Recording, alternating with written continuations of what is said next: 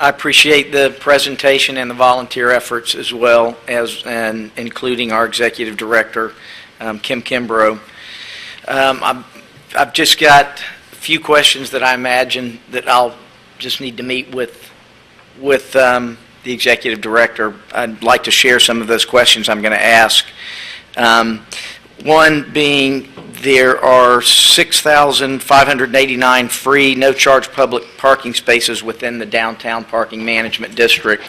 So what I'll follow up on is, while that number sounds generous, does that include during all of these events that we're asking everyone, inviting everyone to come to downtown? It seems to me that during events, you're boasting a tremendous amount of spaces, and families that count every single dollar do not have access to 6,589 free spaces.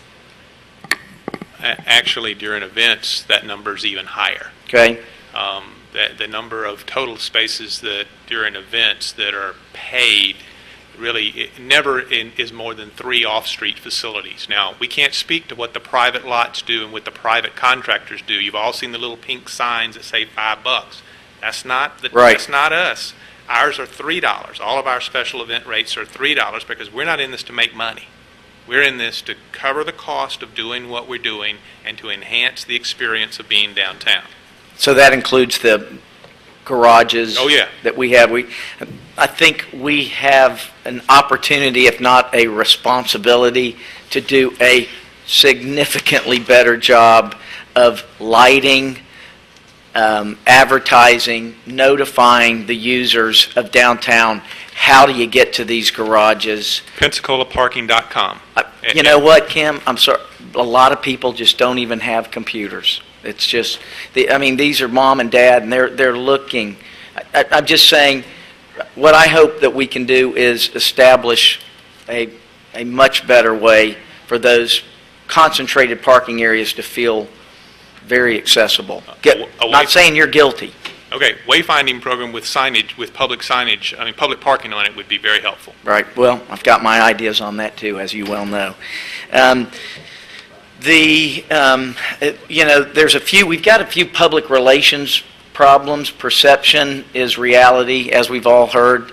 I participated in the workshop. I'm still disappointed that the discussion about what's happening on the secondary and tertiary streets, that something hasn't been done. And Mr. Bednar, I appreciate your comments, but I want to say I'm frustrated that if the pattern is just a pattern, it still may be reevaluated as in terms of those people having a route and a routine to check streets by the hour.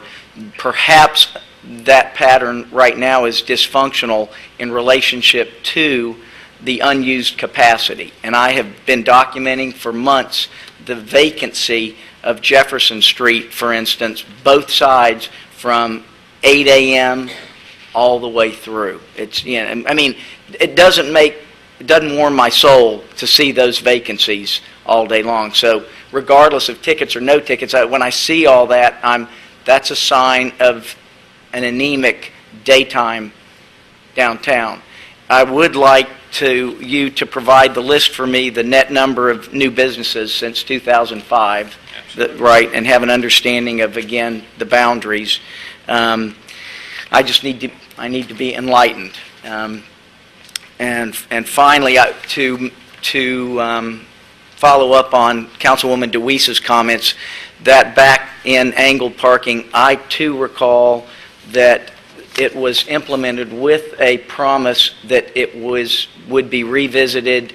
Those individuals would have an opportunity to voice their post-installation, whether or not some have approached you or not. Let's follow through with that. And finally,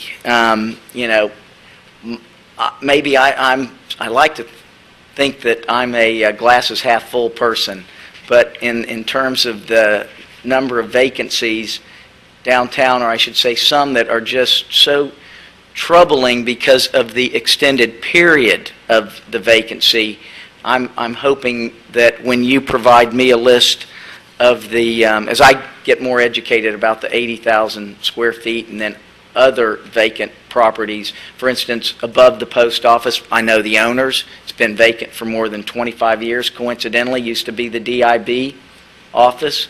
Next to Dollar Hides, the whole Blunt Brent complex.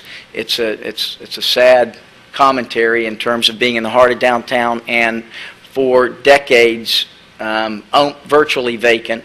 The former big sporting goods store on Balin Street, well-known property owner, plenty of resources, shuttered with aluminum siding, telling the world that we're not healthy down here. And I could go on and on, but that's a thorn in my side. Look forward to the installation of the new meters, and good luck getting through the learning period. And finally, as a sort of crescendo comment, something that I said during the workshop, and I will continue to say it, is I do not believe that the DIB nor you as the executive director should be quite as invisible or less visible. I'm hoping that by being a DIB that has the opportunity to feel the pulse of the community or get the feedback from people, that you will begin to look at being in a much more, no pun intended, but transparent location. And the layers and layers of committees that seem to be in front of you, Mr. Kimbrough, just, that's something I don't agree with. I think it would be good for you to receive the frontline comments. It's not an easy task, and I know that it is frustrating, but I do think that the DIB, and I look at other cities, needs to be where pedestrians, users, don't have to work so hard to figure out where the executive director is. Ms. Dubuisson. Yes. Councilman, as you know, I attend a lot of meetings in this community, whether it's the county, the CRA, anything that is having to do with the public. I try to be there if it's a publicly advertised meeting, if I can possibly do it. I make every one of the DIB meetings. In fact, I have served on every one of their committees except parking, but I have attended the parking meetings.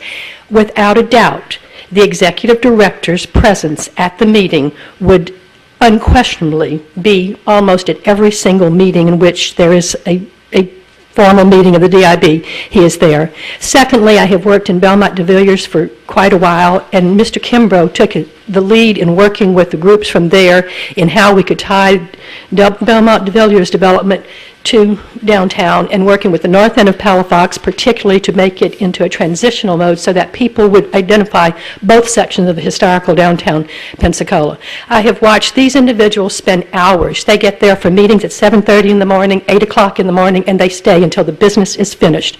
They are committed to downtown.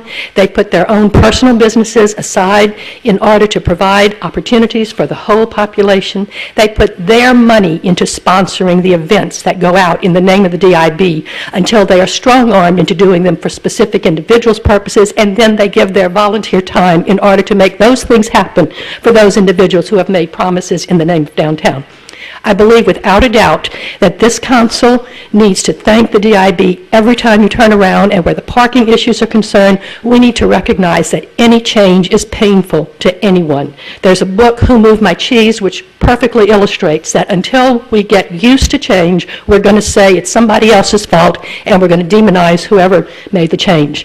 There is an issue of fairness, which this group has open-handedly handled in a very transparent manner, and to have them be accused of not being transparent, to me, is actually an insult as a citizen, because I have witnessed individuals coming in. I myself have had 2 tickets. One because I actually parked and was in a meeting for too long. The second one because I walked home and left my car parked downtown because I forgot I had driven downtown. Now, being honest enough to tell you that, I can say there are people who did say to me they thought it was terrible that they could not get excused from a ticket because they were an elected official. I know of elected officials who have refused to pay their tickets and dared this group to take them to court when they have elements over. I have seen elected officials park in one parking space, and when their time run down from their office and U-turn on Palafox to get to a free parking space on the other side of the street, thereby tying up the downtown business area while they're upstairs, and then they talk about walking downtown all the time. I believe very strongly that this community needs to identify that it is moving forward as much as it is by embracing the progress which these people, who are all business individuals, have brought to this community with careful deliberation. And if you're interested in being a part of making downtown change, then come to the meetings. Mr. Spencer is your board representative, and I have risen before to say someone from this board needs to be showing up at the meetings, and I would really encourage you to show up and be there and hear. It is not an issue of sunshine because these are publicly advertised meetings, so you may show up and weigh in at those meetings. And I'm getting a little emotional because I get frustrated when I hear people trying to pile on, which is what I consider was going on today with the DIB. I believe this is a very wonderful part of our community. I've worked in Main Street communities throughout the United States. Change in downtown is imperative, or else change will lead to decay. So if you don't change in a progressive manner, you will end up with a decaying downtown. This group has embraced the change you needed, and I salute you all. Thank you. Yes, for the 10th time, I embrace you. I love you. You're doing a great job. And if I was piling on, please forgive me.